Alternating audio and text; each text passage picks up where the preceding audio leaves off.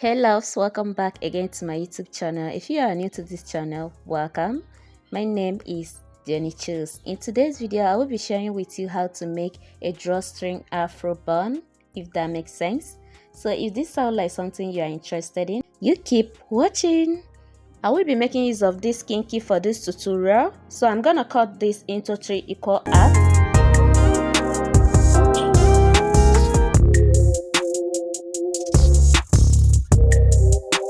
This is what I will be working with. Without further talk, let's get to the video.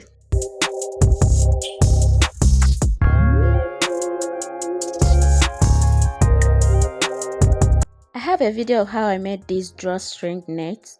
I will leave the link to the video in the description box.